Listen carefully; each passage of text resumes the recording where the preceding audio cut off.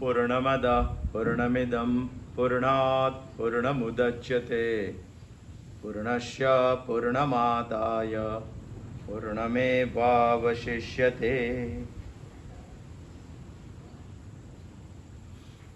पूर्णमिदं पूर्णमदः। जो ये पूर्ण न हूँ पूर्ण छूँ, मैं यही पूर्ण का पूर्ण हूँ, ऐसी बात जो हमारे मन में समझ में स्पष्ट होनी है, स्थिर करनी है, दृढ़ करनी है, तो हमें उपनिषद का अध्ययन नितांत आवश्यक है। इसीलिए हम ईशावास्य उपनिषद का अध्ययन कर रहे हैं। शुक्ल यजुर्वेद के काण्व शाखा का 18 मंत्र जो है 40वें अध्याय का, वो हम अध्ययन कर रहे हैं। उसमें 12वां मंत्र के बारे में हम सोच रहे हैं। वेद के मूलतः 2 धर्म, प्रवृत्ति लक्षण वैदिक धर्म और निवृत्ति लक्षण वैदिक धर्म, 2 ही धर्मों को कुछ अलग ही भाषा में ईशावास्य उपनिषद प्रतिपादित करता है और हमें समझाता भी है। हमें यह समझ में आना चाहिए। ईशावास्यमेदं सर्वं यत्किंच जगत्यं जगत् कुर्वन्नेवेह कर्माणि जिजीविषेत् सतं शमा। ये दोनों मंत्रों को पूरे उपनिषद के अंत तक समझाने की ईशावास्य उपनिषद ने टेक ली है और हमें समझा रहा है। अब हम 12वां मंत्र समझ रहे हैं। 12वां मंत्र में दूसरे मंत्र की बात आती है। दूसरे मंत्र को विस्तृतीकरण से समझाने के लिए 9 से 18 मंत्र हम समझ रहे हैं, उसमें अभी हम 12वां मंत्र समझ रहे। अंधन्तमा प्रवेशन्ते ये संभोते मुपासते ततो भूयैव ते तमो यो संभोत्यान रताः। ईशावास्य उपनिषद क्या बता रही है? ऐसी बात बता रही है, यदि हमने पूरा उसका संदर्भ समझ में नहीं लिया तो ये बात हमें समझ में नहीं आएगी। हमें समझा रही है ईशावास्य उपनिषद कि यदि आपने सिर्फ असंभूति की ही उपासना की तो समझ लो अंधन तमः प्रविशन्ति, घोर अंधकार में आप प्रवेश करेंगे। इतना कहकर ईशावास्य उपनिषद अटक नहीं जाता, दूसरी भी बात बता रही है।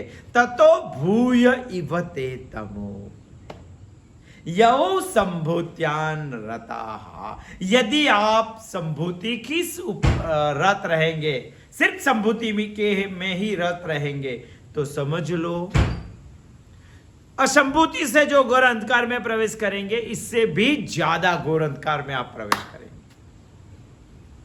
अंधन्तमः प्रवेशन्ति ये संभूते मुपासते ततो भूयैव ते तमो यो संभूत्यान रताः। तो हमें उपासना किसकी करनी चाहिए? संभूति की या असंभूति की? विद्या की या अविद्या की? उपनिषद बता रही है यदि एकांगी तरह से आपने दोनों में से किसी एक की उपासना की तो आप घोर अंधकार में ही जाएंगे। आपको दोनों का समुच्चय करना चाहिए, मगर समुच्चय करने के लिए हमें पहले संभूति क्या है, असंभूति क्या है, वो समझ में आना चाहिए। बहुत सारे अर्थ हमने संभूति और असंभूति के बारे में गत बुधवार को, उससे भी आगे वाले बुधवार को हमने सोचा था। बहुत सारे पंडितों ने, बहुत सारे विद्वानों ने, बहुत सारे शास्त्रार्थ करने वाले लोगों ने संभूति और असंभूति का बहुत सारा अर्थ निकाला। परम पूज्य दादाजी पांडुरंग शास्त्री जी का भी एक ईशावास्य उपनिषद में प्रवचन है। दादा ने भी संभूति और असंभूति के बारे में बहुत सारी बात बताई है। दादा ने बताया कि बहुत सारे लोगों में मतभेद है इस संभूति और असंभूति के अर्थ के बारे में, मगर उसमें से कुछ चुने गुने अर्थ हमें समझना चाहिए। हमारे लिए जो जरूरी है वो समझना चाहिए। एकांगी यदि हम समझ लेंगे तो हमें समझ में ये आ जाएगा कि दोनों ही एकांगी तरह से हमें काम का नहीं है। हमें वो दोनों भी चाहे कितने भी बड़े हो, हमें अंधकार में ले जाएगी और हमें अंधकार में नहीं जाना है। यदि हमें अंधकार में नहीं जाना है तो दोनों को स्पष्ट तरह से समझना पड़ेगा। हम समझ रहे हैं असंभूति, आज समझ रहे हैं संभूति, आगे हम समझ चुके दोनों का अर्थ। और ये भी समझ चाहिए कि संभूति की उपासना करने वाले लोग ज्यादा घोर अंधकार में चले जाएंगे। ऐसा क्यों, वो भी हमने समझ लिया। मगर यहां अलग अलग अर्थ में से हम इसका एक अर्थ निकालेंगे, भावनामय विश्व, भावनामय जगत।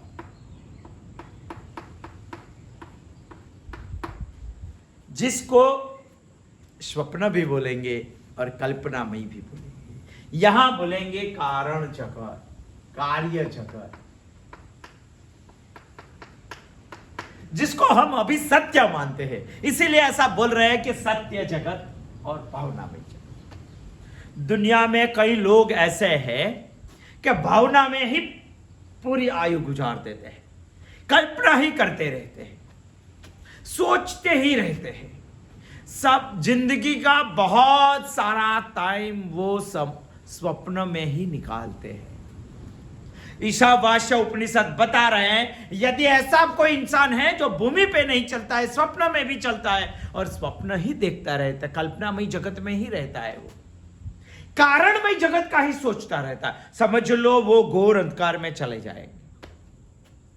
और कई लोग ऐसे हैं कि ये जगत के बारे में ही सोचते, कभी कल्पना ही नहीं करते, कभी सोचते भी नहीं, कभी स्वप्न भी नहीं करते हैं। वो लोग भी घोर अंधकार में चले जाएंगे।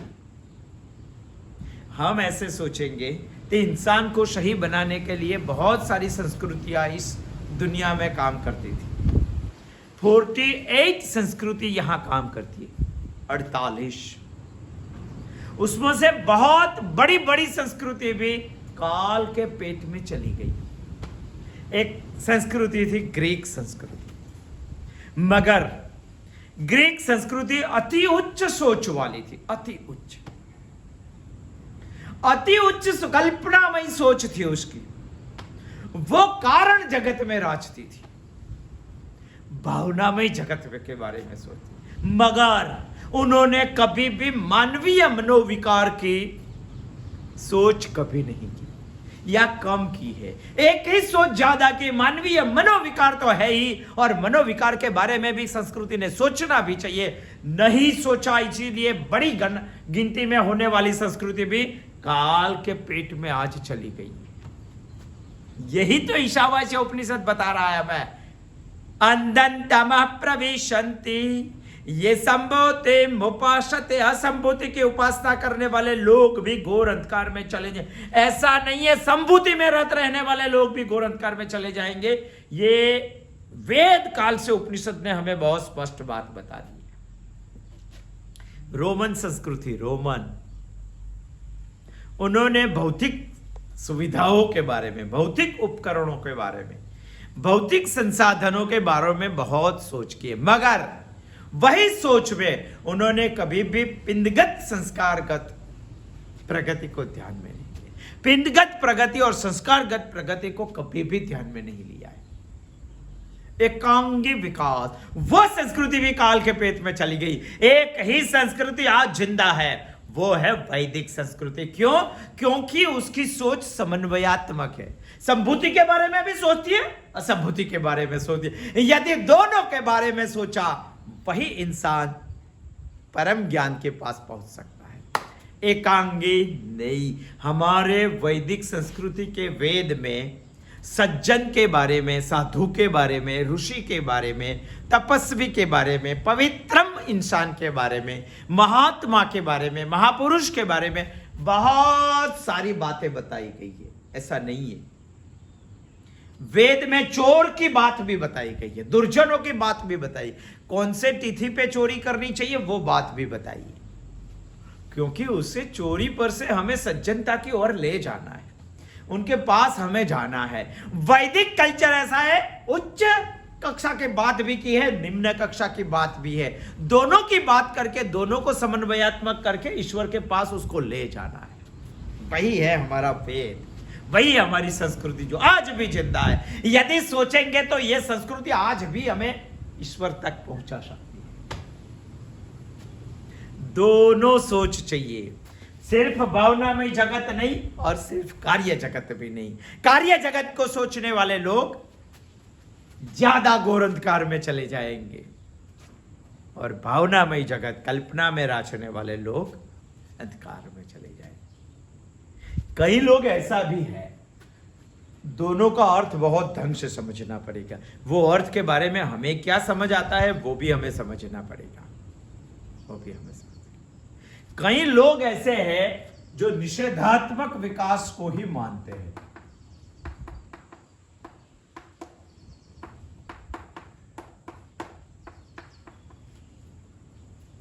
वो असंभूति की उपासना कर रहे हैं, ऐसा मानना चाहिए, ऐसा समझना चाहिए। कई लोग ऐसे हैं जो क्रियात्मक विकास के बारे में ही सोचते हैं।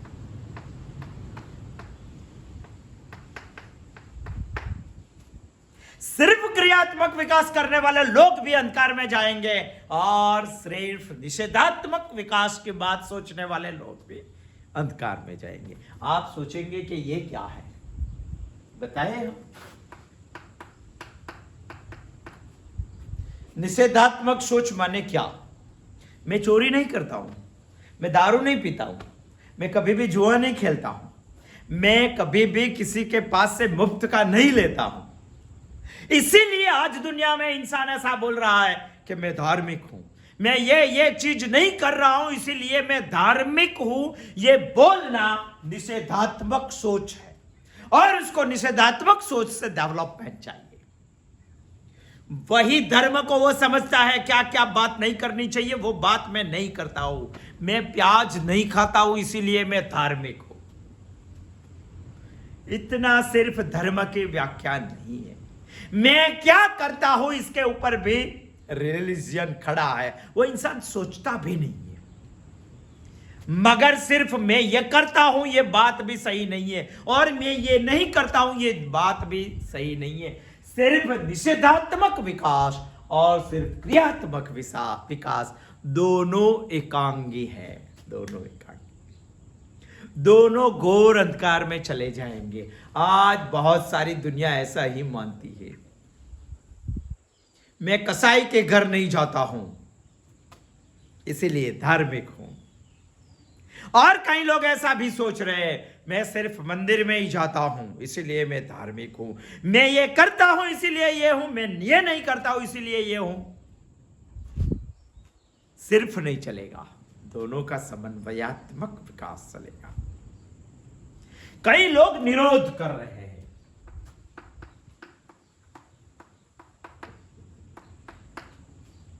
और कई लोग चित्त की स्वेरता में मानते हैं।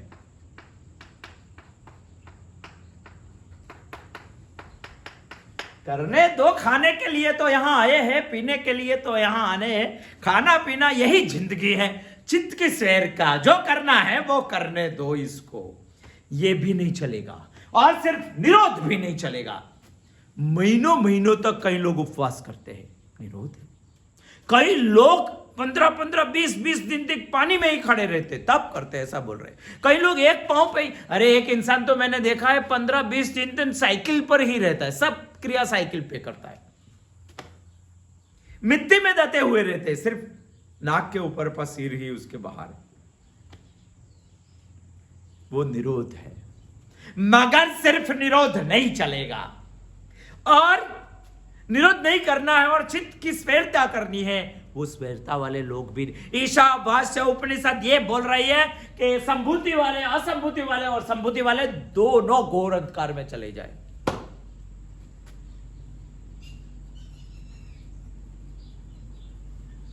कई लोग मान रहे हैं, असंभूति वाले लोग, कि हरि सृष्टि का उत्पादक नहीं है।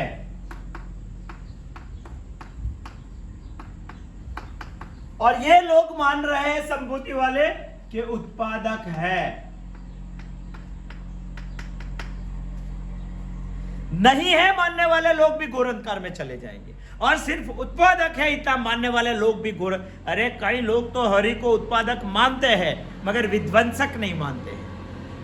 भगवान कभी शिव के रूप में विनाश कर सकता है दुनिया का, ये नहीं मानते। ये मानते हैं कि कर्मों की गति से दुनिया का विनाश हो जाता रहे। अरे ईश्वर उत्पादक है, जीओडी है, जनरेटर भी है, ऑपरेटर भी है और डिस्ट्रॉयर भी है, और डिस्ट्रॉयर को नहीं मानते, घोर अंधकार में चले जाएंगे।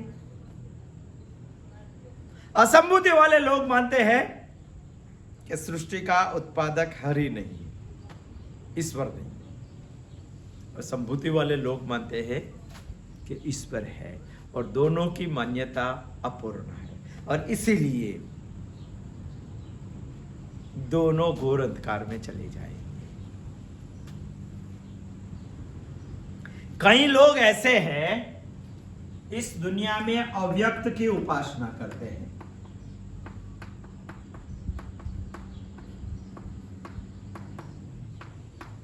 जो इंद्रिय से अनुभव नहीं कर सकते, और कई लोग ऐसे हैं व्यक्त की उपासना करते हैं।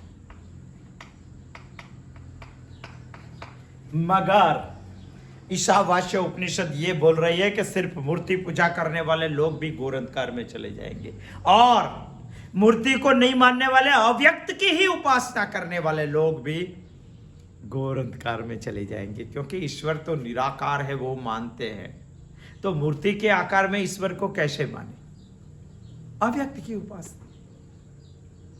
इस दुनिया में जो दिखाई देता है वही सत्य है ऐसा नहीं है, मगर सिर्फ दिखाई देने वाला ही सत्य है ऐसा मानने वाले लोग भी घोर अंधकार में चले जाएंगे। दिखाई देता है, इसके पीछे न दिखाने वाला भी कोई है, ये बात हमें माननी चाहिए। हम मानते नहीं। देखो, पानी हमें दिखाई देता है, जल हमें दिखाई देता है, अग्नि हमें दिखाई देता है, दोनों को एक अपत्य, दोनों का सम्मिलन से एक निर्मित होता है। जो दिखाई नहीं देता है तो हम नहीं मानते हैं क्या? जैसे कि जल हमें दिखाई देता है, अग्नि हमें दिखाई देता है, दोनों के सम्मिलन से उनका दोनों का एक संतान, जिसको अपत्य बोलते हैं, निर्माण होता है, जिसका नाम है बाष्प।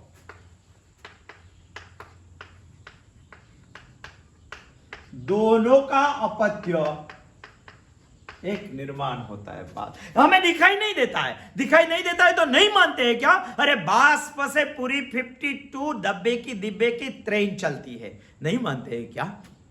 इतनी ताकत है बाष्प में। हाँ, क्या क्या संशोधन इस दुनिया में कर दिया। मगर बाष्प का संशोधन करके, बाष्प से चलने वाली बहुत सारी चीजें संशोधन करने वाले लोग भी आज दुनिया में संशोधन को मान रहे हैं, मगर बाष्प को ताकत देने वाली एक अतीन्द्रिय शक्ति भी दुनिया में है ऐसा नहीं मानते हैं। गुरुत्वाकर्षण का संशोधन जिन्होंने किया था ही पहले से, उन्होंने सिर्फ बता दिया, न्यूटन।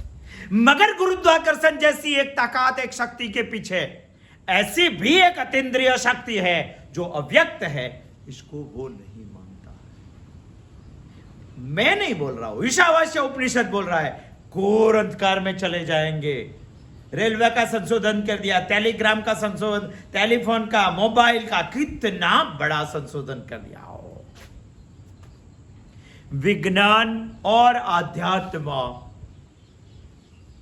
दोनों के बारे में भी हम सोचते नहीं है। यहां सोचना चाहिए हमें।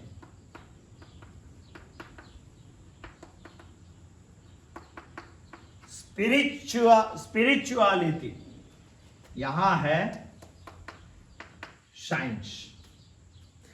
दोनों की राशि सेम है। देखो, एस विज्ञान और अध्यात्म, वैसे तो दोनों भाई है क्योंकि राशि है सेम है, स्पिरिचुअलिटी और अध्यात्म और विज्ञान।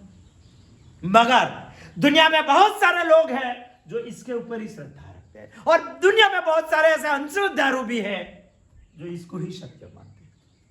दोनों भाई है, और दोनों को ना मानने से, कोई एक को मानने से अंधकार में चले जाएंगे। अंधन तमः प्रवेशन्ति ये अविद्याम उपासते, ये संभोते मुपासते। सॉरी, 9वां श्लोक मंत्र याद आ जाता। इसकी उपासना करने वाले लोग भी अंधकार में ये दोनों तो भाई है, दोनों को शत्रु बना दिया। यदि दुनिया का कोई भी इंसान शत्रु बनता है तो इतना भारी नहीं होता है, मगर सगा भाई जब भी शत्रु बन जाता है तो दुनिया के 100 शत्रु से भी ज्यादा बड़ा हो जाता है। ये दो भाई को दुनिया के लोगों ने और उपनिषदें दोनों को साथ में लाकर समुच्चय करना चाहती है, हमारे यहां नहीं हुआ है, बड़ा शत्रु बन गया है। दूसरी भी एक बात परम पूज्य दादाजी ने बहुत सोचने जैसी बताई। आज तो बहुत सारे अध्ययन करने वाले लोग, स्व अध्ययन करने वाले लोगों को सोचना चाहिए कि क्या बताया इसके बारे में, सोचते ही नहीं। तो बात बताई दादा ने बताया, असंभूति माने आंतरिक वृत्ति,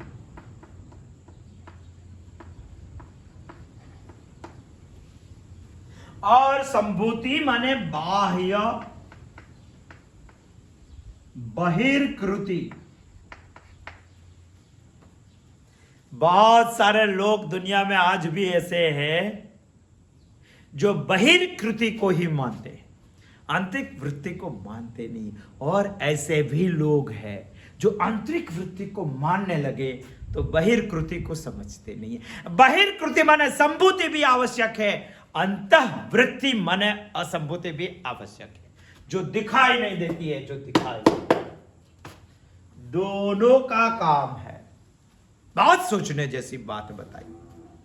कई लोग अध्यात्म, परोपकार, भक्ति, धर्म का प्रचार करना चाहिए, वही समझते हैं, मगर खुद की जात को काम में नहीं लगाते, दूसरों के लिए ये सब। तेरी सद्भावना अच्छी है, तेरी आंतरिक वृत्ति अच्छी है, मगर बाहर से तुझे कुछ करना नहीं है तो समझ ले ईशावास्य उपनिषद ने बताया, अंधन तमः प्रविशन्ति, घोर अंधकार में चले जाएंगे। और दुनिया में बहुत सारे ऐसे भी लोग हैं, लंबा लंबा तिलक करते हैं बाल पे, धोती ही पहनते और कुछ खाते ही नहीं, दूधी तो खाते ही नहीं है वो। क्या खाना ना क्या नहीं पीना, कितनी बार स्नान करना, कितने बार भगवान की आरती करना, कितने बार मंदिर में धुलाई करना, ये सब सारी कितनी एकादशी करना, कितना व्रत करना, कितना उपवास करना, कितनी बड़ी चोटी लगाना, ये सब काम करते हैं, मगर आंतरिक वृत्ति उसके नहीं है। यदि दुनिया इसको धार्मिक समझती है तो उपनिषद इसे बता रहा है कि वो ज्यादा घोर अंधकार में चले जाएंगे। आंतरिक वृत्ति भी होनी चाहिए और बाह्य कृति भी होनी चाहिए। बहुत सारे लोगों की ऐसी नहीं है, दुनिया को आदत ही पड़ गई है बाह्य कृति से इंसान को पहचानने की, आंतरिक वृत्ति से नहीं। यदि आंतरिक वृत्ति नहीं है और सिर्फ बाह्य कृति है, चाहे कितना भी बड़ा इंसान हो, घोर अंधकार में चला जाएगा, ऐसा ईशावास्य उपनिषद बोल रहे हैं। और इसके पीछे जाने वाले पूरी दुनिया भी घोर अंधकार में चले जाएंगे। उसको सिर्फ दिखावा ही करना है, उसके पास खुद नहीं, कुछ नहीं है। चाहे कितनी भी महंगी गाड़ी हो आपके पास, 15 लाख 20 लाख या 1 करोड़ की आप गाड़ी लाके रख दिए आपके घर में, इसकी टंकी में पेट्रोल ही नहीं है तो आप क्या करेंगे? क्या करेंगे? ईशावास्य उपनिषद बता रही है कि ऐसी आंतरिक वृत्ति के बगैर बाह्य कृति से चलने वाली गाड़ी खड्डे में जाएगी, चाहे कितनी भी बड़ी बड़ी हो, कितनी भी महंगी हो। फिर भी आपके पास पेट्रोल का कुआं है जिसके अंदर तन बंद पेट्रोल है, मगर आपके पास कोई गाड़ी नहीं है। आंतरिक वृत्ति इतनी बड़ी है, बाह्य कृति छोटी सी भी नहीं, तो समझ लेना वो ज्यादा घोर अंधकार में चले जाएंगे। क्या समझा रहे हैं ईशावास्य उपनिषद? समझो तो सही। बहुत सारे एग्जाम्पल भी परम पूज्य दादाजी ने दिए, समझना चाहिए। औरंगजेब एक इंसान था, उन्होंने ठेका लिया था कि वैदिक संस्कृति का डेवलपमेंट नहीं होना चाहिए, अंतर बाह्य दोनों नुकसान कर रहा था वो वैदिक संस्कृति को। तभी इनके पास इसके आंख में कने की माफक खुचने वाला, कने की माफक चुंबने वाला एक इंसान था ये देश का, वो था शिवाजी। उसको उसे पकड़ने का था। पकड़ने के लिए औरंगजेब के पास कोई रास्ता नहीं था। एक इंसान इसके पास आया, जिसका नाम था मिर्जा राजा जयसिंह। बहुत यज्ञ करता था। गौ सेवा मिर्जा राजा जयसिंह के सिवा इस काल में इससे ज्यादा, इससे बड़ी कोई नहीं करता था। गाय माता को घूर खिलाए बगैर खाता नहीं था। इतना रणबंदित था। पूरे मध्य एशिया में उनकी युद्ध करा बहुत पहचान वाली थी, बहुत पहचान वाली थी। एक लिंग जी की ही पूजा करता था। ब्राह्मण को हर रोज 3 टाइम दक्षिणा देता था। इतना बड़ा बाह्य कृति वाला था। फिर भी उन्होंने, मिर्जा राजा जयसिंह ने औरंगजेब को एक वचन दिया था कि वो शिवाजी, वो तो चोटियों का चूहा है, उसे पकड़ने में क्या होता है, मैं पकड़ के लाऊंगा आपके पास। अरे कुछ नहीं होगा तो उसके बेटे का विवाह मेरी लड़की से करवाऊंगा और उसको पकड़ लूंगा, आपके पास लाऊंगा। यदि वैदिक संस्कृति का काम करने वाले शिवाजी के बारे में ऐसी अंतःवृत्ति है तो वो घोर अंकार में चले जाएंगे। मगर दुनिया इसको देखती है कि यज्ञ करता है, दक्षिणा देता है, गाय की पूजा करता है, वो धार्मिक नहीं है। वो धार्मिक यदि अंतःवृत्ति और बाह्य कृति का सुमेर नहीं है तो चाहे कितनी भी बड़ी बाह्य कृति हो, घोर अंकार में चले जाएगा। कितनी बड़ी बड़ी बात हमें ईश्वर भगवान समझाने के लिए इस देश में आ चुके, पर हम समझे कहां है। बार न बार यही भूल इंसान कर रहा है इस दुनिया में। बाह्य कृति से ही हम प्रभावित हो जाते हैं और इसके पीछे चलने लगते हैं। सोचो, अंतःवृत्ति नहीं है, चाहे कितना भी बड़ा ढोंग कर लेगा वो शेर का चमड़ा पहन के, यदि गधा रास्ते पे घूमने लगेगा तो शेर नहीं बनेगा। सोचना चाहिए। बहुत बड़ी बात बता। सोचते कहां है लोग। कार्ल मार्क्स सोचता था कि इस दुनिया में कोई गरीब नहीं रहना चाहिए, मगर उसके अनुयायी ये सबसे दुनिया में राष्ट्र में संपत्तिवान बन गए थे। उसके पीछे चलने वाले लोग ही उसको समझ नहीं रहे थे। इस देश में एक महापुरुष जन्मा था, महात्मा। इन्होंने एक ठेका लिया था कि यंत्रवाद को हम दुनिया में धक्का दे देंगे, भारत में नहीं आने देंगे, हम खुद का कपड़ा खुद बनाएंगे। चरखा लेके काटने के लिए बैठ जाते थे। आज वही महात्मा के अनुयायी पहनते हैं खादी के कपड़े, मगर धंधा करते हैं विदेश के कपड़ों से। दिखावा उनका वो है, बाह्य वो है, अंतः नहीं है। इस दुनिया में चलने वाले महापुरुष को उसके अनुयायी समझ नहीं पाते, उसके पास वाले लोग भी समझ नहीं पाते वो क्या करना चाहते, क्योंकि दुनिया बाह्य कृति समझ रही है, अंतःवृत्ति को नहीं समझ रही। यदि अंतःवृत्ति समझ में आ गई तो बाह्य कृति के साथ सुमेर भी होना चाहिए। उपनिषद बोल रहे हैं समुच्चय भी होना चाहिए। वेद की रुचा, वेद के मंत्रों को रुचा देने वाला इंसान, उसकी मां ने एक बार उसको बोला था लंका में कि तेरे यहां इतना सोना है दुनिया में कहीं भी नहीं है, मगर एक बात सुन ले। कैकसी के क्या नाम है मुझे मालूम नहीं, ऋषि पत्नी थी वो। उन्होंने बताया था कि रावण, यदि तेरे पास इतना बड़ा सोना है तो इसमें सुगंध नहीं है। यदि सुगंध लानी है तो शिव जी को यहां प्रस्थापित करना चाहिए।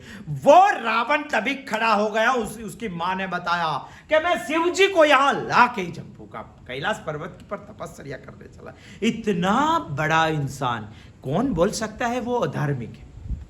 यज्ञ करने वाला, वेद की रुचाओं को, वेद के मंत्रों को रुचा देने वाला, कौन बोल सकता है अधार्मिक है? यदि दुनिया इसको अधार्मिक नहीं मानती है, भगवान राम इसको मारने के लिए आते हैं। अंतःवृत्ति और बाह्य कृति दोनों समझ में आनी चाहिए।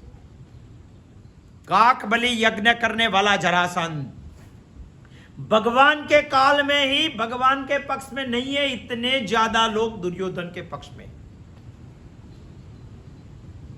फिर भी भगवान ने बोला कि मारना चाहिए इसको, युद्ध कर। कृष्ण ने कहा अर्जुन से, युद्ध कर। सोचना चाहिए दो बातों के बारे में। असंभूति माने अंतःवृत्ति, संभूति माने बाह्यकृति। और दोनों बात इंसान को सोचनी चाहिए। जिसके पीछे जो चलते हैं उसके नजदीक के अनुयायियों ने तो बहुत सोचना चाहिए। उन्होंने बताया वो बात भी उनको समझ में नहीं आती है। यदि नहीं समझ में आई तो आप तो घोर अंधकार में चले जाएंगे। आपके पीछे आने वाले बहुत सारे लोगों को आप घोर अंधकार में ले जाए। ये पाप नहीं लगे, इसीलिए ये करना चाहिए। आज दुनिया के सारे माँ बाप एजुकेशन देने के बाद ऐसा बोल रहा है कि मेरा लड़का भ्रष्ट हो गया है, जींस पहनने लगा है, चोटी नहीं रखता है, कोई भी बार मंदिर में नहीं जाता है, सत्यनारायण की कथा है तो बैठता नहीं है, उपवास कभी करता नहीं है। ये सब नहीं करता है इसीलिए अधार्मिक हो गया क्या? किसी भी माँ बाप ने आज तक ऐसी फरियाद नहीं की है कि मेरा लड़का उपनिषद नहीं पढ़ता है, मेरा लड़का श्रीमद् भगवत गीता नहीं पढ़ता है, मेरा लड़का भगवान को नहीं समझता है। ऐसी बात बताई क्या? सब बाह्य कृति से लगे हुए, अंतःवृत्ति कोई सोचता भी नहीं है। यदि नहीं सोचता है तो समझ लेना वो घोर अंधकार में चले जाए। क्या करते हैं? दिखावा के बारे में करते हैं। राणा प्रताप के वंशजों ने चित्तौड़ छोड़ना पड़ा तो उन्होंने प्रतिज्ञा ली थी कि हम घास के तिनके पर सोएंगे और केले के पत्ते में खाएंगे। हर रोज तो सुवर्ण के पात्र में खाते थे, बड़ी बड़ी गद्दी पे सोते थे, ऐसी प्रतिज्ञा। मगर आज प्रताप के कई अनुयायी ऐसा मान रहे हैं कि हम प्रतिज्ञाबद्ध है। क्या करते हैं? बड़ी बड़ी गद्दी पे सोते हैं मगर गद्दी के नीचे थोड़ा घास रखते हैं, क्योंकि हमारे पूर्वजों की प्रतिज्ञा थी। चांदी की थाली में खाते हैं मगर चांदी की थाली के अंदर थोड़ा केला का पत्ता लगा देते हैं, उसके ऊपर खाते हैं, क्योंकि हमारे अरे खाक पूर्वजों की प्रतिज्ञा थी। तुझे कुछ याद नहीं है, तू सिर्फ बाह्य कृति को समझ रहा है, अंतःवृत्ति को नहीं। वो समझना चाहिए। यदि समझ में नहीं आया तो उपनिषद बता रही है घोर अंधकार में चले जाएंगे। स्व अध्ययन करने वाले लोगों को बहुत सोचना चाहिए, बहुत सोचना चाहिए, क्योंकि वो खुद का अध्ययन कर रहे हैं। उपनिषद कोई बात वैसे तो नहीं बताई। अंधन्तमा प्रविशन्ति ये अब संभोते मुपासते ततो भूय इवते तमो यौ संभूत्यान रता। असंभूति और संभूति दोनों की एकांगी तरह से उपासना करने वाले लोग घोर अंधकार में चले जाएंगे। तो क्या दोनों को छोड़ देना चाहिए? नहीं, दोनों में ही कुछ सत्व है। क्या है? ईशावास्य उपनिषद का 13वां मंत्र हमें कुछ बता रहा है। आने वाले बुधवार को आएंगे 13वां मंत्र के बारे में हम आगे कुछ सोचेंगे। अस्तु। जय श्री कृष्ण।